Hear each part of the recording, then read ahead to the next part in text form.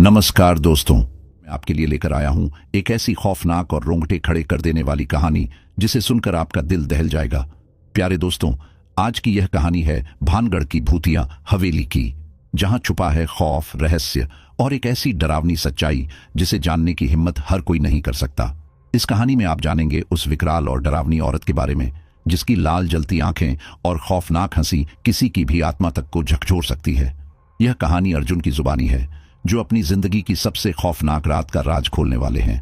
भानगढ़ की रहस्यमयी हवेली और उसकी भूतिया सच्चाई आपको डर और रोमांच की ऐसी दुनिया में ले जाएगी जहां हर कदम पर मौत का साया मंडरा रहा है। दोस्तों, कहानी शुरू करने से पहले मैं आपसे एक छोटी सी गुजारिश करना चाहूंगा। हमें कमेंट बॉक्स में बताएं कि आप हमारी कहानी कहां से देख रहे हैं। अपना नाम, गांव या शहर का नाम लिखकर हमें जरूर बताएं। हम आपकी कमेंट पढ़कर अगले वीडियो में आपका नाम जरूर लेंगे। साथ ही अगर आप पहली बार हमारे चैनल पर आए हैं तो चैनल को सब्सक्राइब जरूर करें। अगर आपको यह कहानी पसंद आती है तो इसे लाइक और शेयर करना न भूलें। तो चलिए बिना किसी देरी के शुरू करते हैं आज की यह खौफनाक और दिल दहला देने वाली कहानी। मेरा नाम अर्जुन है, मैं एक लेखक हूं और मुझे पुरानी जगहों की कहानियां और उनसे जुड़े रहस्य बेहद आकर्षित करते हैं। मेरी कहानियों के पाठकों को भूतिया जगहों और डरावनी घटनाओं में खास रुचि है और शायद यही वजह है कि भानगढ़ का नाम मेरे जहन में बार बार गूंजता रहा। भानगढ़ की हवेली के बारे में सुनी गई कहानियां मुझे कई रातों तक सोने नहीं देती थीं। वहां जाने का ख्याल जितना डरावना था उतना ही रोमांचक भी। जनवरी की एक सर्द सुबह मैंने भानगढ़ की तरफ सफर शुरू किया। दिल्ली से राजस्थान की ओर जाने वाली बस में बैठा तो हरियाली और सूखे रेगिस्तान का अद्भुत मिश्रण मेरे सामने था। मैंने सफर के दौरान भानगढ़ के बारे में और जानकारी जुटाने के लिए कुछ स्थानीय लोगों से बात की। सभी ने एक ही बात कही, सूरज ढलने के बाद वहां मत जाना। उनकी आवाजों में सच्चाई और डर का मिला जुला असर था, लेकिन मेरे अंदर की उत्सुकता और लेखन का जुनून मुझ पर हावी था। करीब 4 घंटे के सफर के बाद मैं भानगढ़ के पास एक छोटे से गांव पहुंचा। वहां का माहौल शांत और रहस्यमय था। गांव वालों की आंखों में एक अनकहा डर था, खासकर जब मैंने हवेली का नाम लिया। एक बुजुर्ग व्यक्ति ने मुझे चेतावनी देते हुए कहा, बेटा, हवेली में मत जाना, जो भी गया है वो वापस नहीं लौटा। मैंने उनकी बातों को सराहा, पर ठान लिया था कि मैं इस रहस्य को सुलझाकर ही रहूंगा। गांव के पास ही एक पुराना किला था, जिसे देखकर लगता था जैसे वो सदियों से वहां खड़ा हो, हर आने जाने वाले पर नजर रखता हो। हवेली उसी किले के पीछे थी। शाम ढलने से पहले मैंने अपनी तैयारी शुरू की। कैमरा, नोटबुक और एक टॉर्च लेकर मैं हवेली की ओर बढ़ा। रास्ते में बबूल के पेड़ों के नीचे अजीब सन्नाटा था। जैसे जैसे मैं हवेली के करीब पहुंचा, हवा की सरसराहट और पक्षियों की चहचहाहट भी थम गई। हवेली के प्रवेश द्वार पर पहुंचते ही मेरे रोंगटे खड़े हो गए। एक अजीब सी ठंडक ने मुझे घेर लिया। दरवाजे पर पुरानी जंजीरों के निशान थे, जैसे किसी ने उसे बंद करने की कोशिश की हो। अंदर जाने से पहले मैंने अपनी घड़ी देखी। शाम के 6 बजे थे। सूरज ढलने में बस कुछ ही समय बचा था। हवेली के अंदर कदम रखते ही अजीब सी गंध ने मेरा स्वागत किया। दीवारों पर पुराने समय की पेंटिंग्स थीं, जो अब धुंधली और फटी हुई लग रही थीं। फर्श पर धूल की मोटी परत जमी थी और हर कदम के साथ मेरे जूतों की आवाज गूंज रही थी। मैंने सोचा, यही तो वो जगह है जहां रहस्य छिपा है। अचानक मुझे ऐसा महसूस हुआ जैसे कोई मेरे पीछे चल रहा हो। मैंने पीछे मुड़कर देखा, लेकिन वहां कोई नहीं था। मेरी सांसें तेज हो गईं। मैंने खुद को संभाला और आगे बढ़ा। हवेली के अंदर की बनावट बहुत ही भव्य थी, लेकिन उस भव्यता के पीछे छिपा सन्नाटा डरावना था। मैंने एक बड़े से कमरे में कदम रखा। वहां एक टूटी हुई खिड़की से चांदनी अंदर आ रही थी, जिससे फर्श पर अजीब आकृतियां बन रही थीं। तभी मुझे एक कोने से हल्की सी सरसराहट सुनाई दी। मैंने टॉर्च की रोशनी उस ओर डाली। कुछ नहीं था, लेकिन जब मैंने पीछे मुड़कर देखा तो दीवार पर बनी एक पेंटिंग में बदलाव नजर आया। एक महिला की तस्वीर, जिसकी आंखें अब मुझे घूर रही थीं। मैंने उस पेंटिंग को ध्यान से देखा और तभी मुझे ऐसा महसूस हुआ जैसे वो महिला मुझसे कुछ कहना चाह रही हो। क्या यह मेरा भ्रम था या इस हवेली में सचमुच कुछ था? मैं इस सवाल के साथ वहां खड़ा रहा जब तक कि अचानक एक दरवाजा अपने आप बंद नहीं हो गया। हवेली के भीतर दरवाजे का अचानक बंद होना मेरे लिए डराने वाला था, लेकिन मेरे अंदर का जिज्ञासु लेखक डर को नजरअंदाज करके सच का पीछा करने को मजबूर था। दरवाजे की ओर बढ़ा तो महसूस हुआ जैसे किसी ने उसे बंद किया हो। मैंने ताकत लगाकर उसे खोला और एक लंबे अंधेरे गलियारे में आ पहुंचा। दीवारों पर लगे पुराने दियों के अवशेष और फर्श पर पड़ी जालीदार धूल देखकर यह साफ था कि इस हवेली में बरसों से कोई नहीं आया, लेकिन यहां के माहौल में अजीब सी उथल पुथल थी। जैसे यह जगह अपने भीतर कुछ छिपा रही हो। गलियारे में चलते हुए मैं एक बड़े से कमरे में पहुंचा। इस कमरे की दीवारों पर चित्र उकेरे गए थे। हर चित्र किसी न किसी कहानी को बयान कर रहा था। एक चित्र में एक खूबसूरत महिला को दिखाया गया था जो किसी महल के आंगन में नृत्य कर रही थी। उसके आसपास खड़े लोग उसे निहार रहे थे। लेकिन जैसे ही मैं उस चित्र के पास गया, मुझे लगा कि वो महिला मेरी तरफ देख रही है। उसकी आंखों में अजीब सा दर्द और गुस्सा झलक रहा था। तभी मेरे कानों में एक धीमी फुसफुसाहट सुनाई दी। कौन हो तुम? यहां क्यों आए हो? मैंने पीछे मुड़कर देखा, पर वहां कोई नहीं था। मैंने खुद को संभाला और उस आवाज को नजरअंदाज करते हुए कमरे की जांच जारी रखी। तभी मेरी नजर एक पुरानी किताब पर पड़ी जो एक लकड़ी की मेज पर धूल से ढकी हुई थी। किताब पर भानगढ़ की कथा लिखा था। किताब को उठाकर जैसे ही मैंने उसके पन्ने पलटे, उसमें हवेली का इतिहास दर्ज था। यह हवेली 17वीं सदी में बनी थी और इसका मालिक राजा माधव सिंह था। राजा की छोटी बहन राजकुमारी मृगनयनी अपनी सुंदरता और नृत्य कला के लिए प्रसिद्ध थी, लेकिन इस सुंदरता ने हवेली पर एक साया डाल दिया। राजकुमारी पर एक तांत्रिक काशीनाथ का दिल आ गया था। वह उसकी सुंदरता से इतना मोहित था कि उसने उसे पाने के लिए काला जादू करना शुरू कर दिया। जब राजकुमारी को इसके बारे में पता चला तो उसने काशीनाथ को चुनौती दी, लेकिन तांत्रिक ने शाप देकर कहा, तुम और तुम्हारी यह हवेली कभी शांति से नहीं रहोगे। जो भी इस हवेली में आएगा उसे मेरी शक्ति का सामना करना पड़ेगा। यह पढ़ते ही मेरी रूह कांप गई। तो क्या यह हवेली उस तांत्रिक के शाप का शिकार थी? तभी कमरे की खिड़की अपने आप खुल गई और ठंडी हवा का तेज झोंका अंदर आया। उस हवा में किसी के चीखने की आवाजें भी थीं। मुझे लगा जैसे कोई मदद के लिए पुकार रहा हो। मैंने किताब बंद की और उसे अपने बैग में डाल लिया। अब मेरे पास हवेली के इतिहास की एक कड़ी थी, लेकिन कहानी अभी अधूरी थी। जैसे ही मैं कमरे से बाहर निकलने लगा, मेरी नजर एक पुराने शीशे पर पड़ी। उस शीशे में मेरी परछाई के साथ एक और परछाई नजर आई। यह परछाई एक महिला की थी जिसके बाल बिखरे हुए थे और आंखें लाल थीं। मैंने डरते हुए शीशे की ओर देखा, लेकिन जैसे ही मैंने मुड़कर पीछे देखा, वहां कोई नहीं था। हवेली में अब तक का माहौल और भी डरावना हो चुका था। मुझे हर कोने से फुसफुसाहट और सरसराहट सुनाई दे रही थी। मैंने टॉर्च जलाकर आगे बढ़ने का फैसला किया। अगला कमरा हवेली के राजा का निजी कक्ष था। वहां एक बड़ा सिंहासन था जिस पर धूल की मोटी परत जमी हुई थी। सिंहासन के पास एक ताबूत जैसा ढांचा था जिस पर कुछ अजीब सी लिपि में लिखा हुआ था। जैसे ही मैंने उस पर हाथ रखा, मुझे बिजली का झटका महसूस हुआ। तभी एक भारी आवाज गूंजी, यहां से चले जाओ, ये जगह तुम्हारे लिए नहीं है। मेरा शरीर पसीने से तर हो चुका था। मैं जानता था कि अब यहां से वापस जाने का समय था, लेकिन इस हवेली के पीछे छिपे इतिहास और शाप के बारे में और जानना मेरी मजबूरी बन चुकी थी। हवेली की दीवारों से आती धीमी धीमी फुसफुसाहटें और अजीब सी ठंडक ने मुझे जकड़ लिया था। जिस ताबूत जैसे ढांचे को मैंने छुआ था, वह अब हल्की हल्की कंपन करने लगा था। मेरी घबराहट बढ़ने लगी, लेकिन मेरा जिज्ञासु मन मुझे वहां से हटने नहीं दे रहा था। मैंने टॉर्च की रोशनी ताबूत के पास फेंकी और देखा कि उस पर उकेरी गई लिपि धीरे धीरे चमकने लगी थी। मेरा दिल तेजी से धड़क रहा था। मैंने सोचा, यह सब क्या है? क्या यह तांत्रिक काशीनाथ के शाप का असर है या मेरी कल्पना मुझे धोखा दे रही है? मैंने उस लिपि को गौर से देखा। वो किसी प्राचीन भाषा में लिखी हुई थी जिसे मैं समझ नहीं पा रहा था। तभी मुझे अपनी जेब में रखी भानगढ़ की कथा याद आई। मैंने तुरंत किताब निकाली और उसके आखिरी कुछ पन्ने पलटे। एक पन्ने पर वही लिपि उकेरी हुई थी और उसके नीचे इसका अनुवाद लिखा था, जो भी इस ताबूत को छुएगा वह शाप का हिस्सा बन जाएगा। यह मेरी चेतावनी है। ये पढ़ते ही मेरे हाथ कांपने लगे। ताबूत से अब एक अजीब सी आवाज आने लगी थी, जैसे कोई अंदर से उसे खटखटा रहा हो। मैं कुछ पल के लिए वहीं खड़ा रह गया, लेकिन तभी ताबूत का ढक्कन धीरे धीरे खुलने लगा। मेरे सामने का नजारा ऐसा था जिसने मेरे होश उड़ा दिए। ताबूत के अंदर एक कंकाल पड़ा था, लेकिन उसके चारों ओर एक अजीब सी लाल रोशनी फैली हुई थी। ऐसा लग रहा था कि कंकाल जिंदा हो रहा हो। मेरी सांसें रुकने लगीं। मैंने तुरंत पीछे हटने की कोशिश की, लेकिन तभी कंकाल की आंखों से एक चमकदार रोशनी निकली और उसने मुझे जकड़ लिया। तुम कौन हो और यहां क्या कर रहे हो? एक भारी गूंजती हुई आवाज कमरे में गूंजी। मैंने कांपते हुए जवाब दिया, मेरा नाम अर्जुन है। मैं एक लेखक हूं और इस हवेली के रहस्यों को जानने आया हूं। कंकाल की आंखों की रोशनी और तेज हो गई। तुमने ताबूत छूकर एक भूल की है। अब तुम भी इस शाप का हिस्सा बन चुके हो। यह सुनकर मेरे पैरों तले जमीन खिसक गई। मैंने साहस जुटाकर पूछा, यह सब क्या है?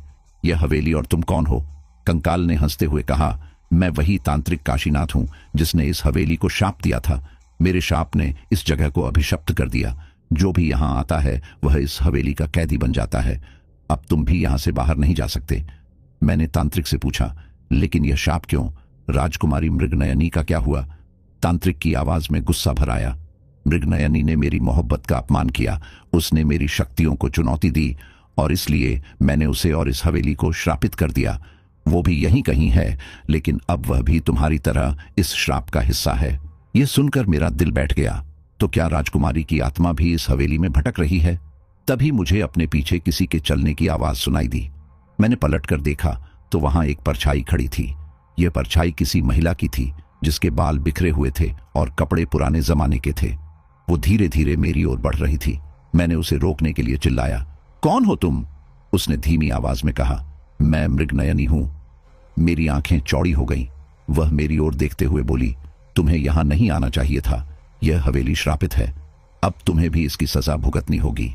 मैंने हिम्मत जुटाकर पूछा, लेकिन इस श्राप से छुटकारा कैसे पाया जा सकता है? मृगनयनी ने कहा, इस श्राप को तोड़ने का सिर्फ एक ही तरीका है। तुम्हें उस तांत्रिक की आत्मा को हमेशा के लिए मुक्त करना होगा। यह सुनकर मैं पूरी तरह से उलझ गया। क्या मैं इस श्राप को तोड़ सकता हूं? और अगर हां, तो कैसे? तभी हवेली की दीवारें जोर से हिलने लगीं। ऐसा लगा जैसे पूरा स्थान ध्वस्त होने वाला हो। मृगनयनी की परछाई गायब हो गई और तांत्रिक का कंकाल भी ताबूत के भीतर चला गया। मैंने खुद को संभालने की कोशिश की, लेकिन मेरी टॉर्च की रोशनी अचानक बंद हो गई। अब मैं गहरे अंधेरे में था। चारों ओर सन्नाटा और भयावह ऊर्जा महसूस कर रहा था। मुझे पता था कि इस श्राप से छुटकारा पाने के लिए मुझे तांत्रिक के रहस्यों को और गहराई से समझना होगा। अंधेरे में फंसा हुआ मेरा दिल तेजी से धड़क रहा था। चारों ओर सन्नाटा था, लेकिन उस सन्नाटे के बीच एक अदृश्य डर मुझे घेर रहा था। मैं समझ चुका था कि इस भानगढ़ की भूतियां हवेली से बाहर निकलना इतना आसान नहीं होगा। कुछ देर बाद मेरी टॉर्च की रोशनी अचानक फिर से जलने लगी। मैंने इधर उधर देखा तो पाया कि मैं अब उसी कमरे में नहीं था। यह एक और अजीब कमरा था, जो पहले से ज्यादा डरावना लग रहा था। दीवारों पर पुराने समय की तस्वीरें टंगी थीं, जिनमें से कुछ पर खून जैसे लाल धब्बे दिखाई दे रहे थे। तभी मुझे किसी के रोने की आवाज सुनाई दी। मैंने धीरे धीरे उस आवाज की दिशा में बढ़ना शुरू किया। मेरे हर कदम के साथ रोने की आवाज और तेज हो रही थी। आखिरकार मैं एक बड़े से हॉल में पहुंचा, जहां मुझे मृगनयनी की परछाई फिर से दिखाई दी। वह एक पुरानी झूलेनुमा कुर्सी पर बैठी हुई थी और उसकी आंखों से आंसू बह रहे थे। मैंने उसके पास जाकर धीरे से पूछा, राजकुमारी, क्या आप मुझे इस श्राप से बाहर निकलने में मदद करेंगी? मृगनयनी ने मेरी ओर देखा। उसकी आंखों में दर्द, गुस्सा और निराशा का मिला जुला असर था। उसने कहा, अर्जुन, मैं चाहती हूं कि यह श्राप खत्म हो, लेकिन यह इतना आसान नहीं है। इस श्राप को तोड़ने के लिए तुम्हें बहुत साहस दिखाना होगा। मैंने तुरंत जवाब दिया, मैं कुछ भी करने के लिए तैयार हूं। आप बस मुझे बताइए कि मुझे क्या करना होगा। मृगनयनी ने कहा, श्राप को तोड़ने के लिए तुम्हें काशीनाथ के तांत्रिक कर्म का अंत करना होगा, लेकिन उसके लिए तुम्हें उसके सबसे पवित्र और शक्तिशाली स्थान पर जाना होगा। यह स्थान इस हवेली के नीचे छिपा है, जहां उसने अपनी काली शक्तियां अर्जित की थीं। वहां जाने के लिए तुम्हें हवेली के तहखाने में उतरना होगा। यह सुनकर मेरे रोंगटे खड़े हो गए। तहखाने का नाम सुनते ही मेरी रीढ़ में सिहरन दौड़ गई, लेकिन मैंने अपने डर को काबू में रखते हुए पूछा, तहखाने का रास्ता कहां है? मृगनयनी ने इशारा करते हुए कहा, यहां से बाईं ओर जो गलियारा है वह तुम्हें तहखाने की ओर ले जाएगा। लेकिन याद रखना, वहां तुम्हारा सामना सिर्फ काशीनाथ की आत्मा से नहीं, बल्कि उसके बनाए हुए कई दुष्ट साये से भी होगा। मैंने अपनी हिम्मत जुटाई और तहखाने की ओर बढ़ने का फैसला किया। गलियारे में कदम रखते ही माहौल और भी भयावह हो गया। दीवारों से अजीब आवाजें आ रही थीं और मुझे ऐसा लग रहा था जैसे कोई हर समय मेरा पीछा कर रहा हो। आखिरकार मैं तहखाने के दरवाजे तक पहुंचा। यह एक भारी लोहे का दरवाजा था, जिस पर काले जादू की लिपि उकेरी हुई थी। मैंने दरवाजे को खोलने की कोशिश की, लेकिन वह हिला तक नहीं। तभी मृगनयनी की आवाज मेरे कानों में गूंजी, उस दरवाजे को खोलने के लिए तुम्हें तांत्रिक की मंत्र शक्ति को हराना होगा। यह आसान नहीं है। मैंने दरवाजे पर लगे अजीब निशानों को ध्यान से देखा और महसूस किया कि यह दरवाजा मंत्रों से सुरक्षित है। तभी मेरी किताब भानगढ़ की कथा में लिखे कुछ पन्ने याद आए। मैंने तुरंत उसे निकाला और उसमें एक मंत्र पढ़ा, ओम चक्रेश्वराय नमः, तिमिर से ज्योति, भय से शक्ति। मंत्र पढ़ते ही दरवाजा धीरे धीरे खुलने लगा। अंदर का नजारा बेहद डरावना था। तहखाने में घना अंधेरा था और वहां से आती अजीब सी दुर्गंध ने मेरी रूह कंपा दी। जैसे ही मैंने अंदर कदम रखा, मुझे चारों ओर से अजीब अजीब आकृतियां घेरने लगीं। ये आकृतियां हवा में तैर रही थीं और डरावने स्वर में कुछ बुदबुदा रही थीं। मैंने टॉर्च जलाकर आगे बढ़ना शुरू किया। तहखाने के बीचों बीच एक गोल पत्थर का चबूतरा था जिस पर काले रंग का बड़ा सा प्रतीक बना हुआ था। तभी एक जोरदार हंसी गूंजी। तो तुम यहां तक आ ही गए अर्जुन? यह काशीनाथ की आत्मा की आवाज थी। मैंने पीछे मुड़कर देखा तो वह वहीं खड़ा था, अपनी भूतिया छवि में। उसने कहा, तुम मेरे श्राप को तोड़ने आए हो तो पहले मुझे हराना होगा। काशीनाथ ने अपने हाथ उठाए और चारों ओर से धुआं धुआं सा फैलने लगा। मेरी सांसें घुटने लगीं, लेकिन मैंने अपनी हिम्मत नहीं खोई। मृगनयनी की आवाज मेरे कानों में गूंजी, अर्जुन ध्यान लगाओ, तांत्रिक के काले जादू को खत्म करने के लिए उस चबूतरे पर रखे प्रतीक को नष्ट करो। मैंने दौड़कर चबूतरे की ओर बढ़ने की कोशिश की, लेकिन काशीनाथ ने अपने काले जादू से मुझे रोकने की कोशिश की। उसकी आत्मा ने मुझे हवा में उठा दिया और मुझे दीवार से पटक दिया। दर्द के बावजूद मैं उठा और पूरी ताकत से चबूतरे की ओर भागा। आखिरकार मैंने चबूतरे पर रखे प्रतीक को उठाया और उसे तोड़ने की कोशिश की, लेकिन प्रतीक गर्म हो रहा था और मेरे हाथ जलने लगे थे। मैंने अपनी पूरी ताकत लगाई और आखिरकार प्रतीक को तोड़ दिया। जैसे ही प्रतीक टूटा, काशीनाथ की आत्मा जोर से चीखी और धुएं में बदल गई। तहखाने का सारा अंधेरा गायब हो गया और मृगनयनी की परछाई मेरे सामने प्रकट हुई। उसने कहा, अर्जुन, तुमने हमें इस श्राप से मुक्त कर दिया, अब हम शांति पा सकते हैं। मैंने चैन की सांस ली, लेकिन जानता था कि इस हवेली के साथ मेरा सफर अभी खत्म नहीं हुआ। काशीनाथ की आत्मा के गायब होने के बाद तहखाने में एक अजीब सी शांति छा गई। चारों ओर फैला हुआ अंधेरा अब धीरे धीरे मिट रहा था। मुझे लगा कि मैंने श्राप को तोड़ दिया है, लेकिन एक अजीब सी बेचैनी अब भी मेरे दिल में थी। ऐसा लग रहा था कि हवेली का कोई गहरा रहस्य अभी भी छिपा हुआ है। मृगनयनी ने मेरे पास आकर कहा, अर्जुन, तुमने मेरा और इस हवेली के अन्य सभी आत्माओं का उद्धार कर दिया है, लेकिन यह हवेली तुम्हें इतनी आसानी से जाने नहीं देगी। यहां एक और रहस्य है जिसे समझना और हल करना जरूरी है। मैंने थके हुए स्वर में पूछा, क्या अब भी कुछ बाकी है? मैंने तो काशीनाथ की आत्मा को नष्ट कर दिया। मृगनयनी ने गंभीरता से कहा, काशीनाथ ने जो श्राप दिया था वह सिर्फ उसकी आत्मा से जुड़ा हुआ नहीं था। इस हवेली के भीतर एक और शक्ति है जो इस जगह को बांधे हुए है। उसे नष्ट किए बिना तुम यहां से कभी नहीं जा पाओगे। यह सुनकर मेरी रूह कांप गई। मैंने मृगनयनी से पूछा, वह शक्ति कहां है और उसे नष्ट कैसे किया जा सकता है? मृगनयनी ने जवाब दिया, तुम्हें हवेली के सबसे पुराने हिस्से में जाना होगा, जो राजा माधव सिंह का गुप्त कक्ष था। वहां एक जादुई पत्थर है जिसे भानगढ़ का नाभिक कहा जाता है। यह पत्थर इस हवेली को अपनी शक्ति देता है और श्राप को कायम रखता है। जब तक यह पत्थर नष्ट नहीं होगा, श्राप पूरी तरह समाप्त नहीं होगा। लेकिन ध्यान रहे, वह जगह तुम्हारे लिए बहुत खतरनाक हो सकती है। मुझे अब समझ में आ गया था कि मेरा सफर अब भी खत्म नहीं हुआ है। मैंने अपनी आखिरी हिम्मत जुटाई और राजा माधव सिंह के गुप्त कक्ष की ओर बढ़ने का फैसला किया। हवेली के सबसे पुराने हिस्से तक पहुंचने के लिए मुझे कई खतरनाक गलियारों और कमरों से गुजरना पड़ा। रास्ते में मुझे कई बार ऐसा महसूस हुआ जैसे कोई मेरी हर हरकत पर नजर रख रहा हो, लेकिन मैंने डर को अपने ऊपर हावी नहीं होने दिया। आखिरकार मैं उस गुप्त कक्ष के दरवाजे तक पहुंच गया। यह दरवाजा साधारण नहीं था। उस पर काले रंग के कई अजीब चिन्ह उकेरे हुए थे। मैंने दरवाजे को खोलने की कोशिश की, लेकिन यह अपनी जगह से हिला तक नहीं।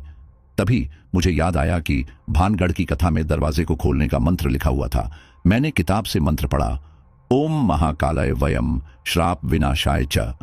जैसे ही मैंने मंत्र पूरा किया, दरवाजे पर चमकने वाले चिन्ह गायब हो गए और दरवाजा धीरे धीरे खुल गया। गुप्त कक्ष के अंदर घुसते ही मेरी आंखें चौंधियां गईं। कमरे के बीचों बीच एक बड़े पत्थर का टुकड़ा रखा हुआ था जो हल्की नीली रोशनी फैला रहा था। वह पत्थर बिल्कुल अलौकिक लग रहा था। कमरे में हर चीज उस पत्थर की शक्ति से जुड़ी हुई महसूस हो रही थी। जैसे ही मैं पत्थर के पास पहुंचा, मुझे हवा में एक भारीपन महसूस हुआ। ऐसा लग रहा था जैसे कोई अदृश्य शक्ति मुझे रोकने की कोशिश कर रही हो।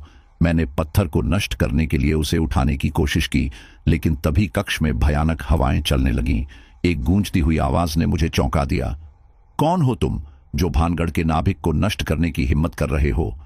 मैंने डरते हुए कहा, मैं अर्जुन हूं, मैं इस श्राप को खत्म करना चाहता हूं। आवाज ने गुस्से में कहा, यह नाभिक भानगढ़ की आत्मा है, इसे नष्ट करने की कोशिश मत करो, वरना तुम्हें इसकी भारी कीमत चुकानी पड़ेगी। मैं जानता था कि अब पीछे हटने का कोई विकल्प नहीं था। मैंने पत्थर को उठाने की कोशिश जारी रखी। तभी कक्ष की दीवारों से कई साए निकलने लगे। ये साए भूतिया आकृतियों में बदल गए और मुझ पर हमला करने लगे।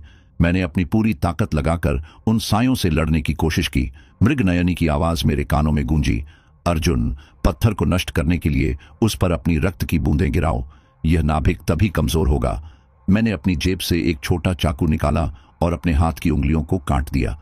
खून की कुछ बूंदें जैसे ही नाभिक पर गिरी, पत्थर से एक जोरदार चमक निकली और सारा कमरा कांपने लगा।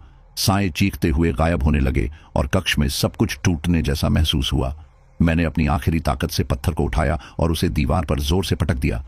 पत्थर के टूटते ही पूरी हवेली में एक जोरदार धमाका हुआ। हर कोना कांपने लगा और अचानक से एक गहरी शांति छा गई। मैंने महसूस किया कि हवेली का सारा भयावह माहौल खत्म हो चुका था। मृगनयनी की परछाई मेरे सामने प्रकट हुई।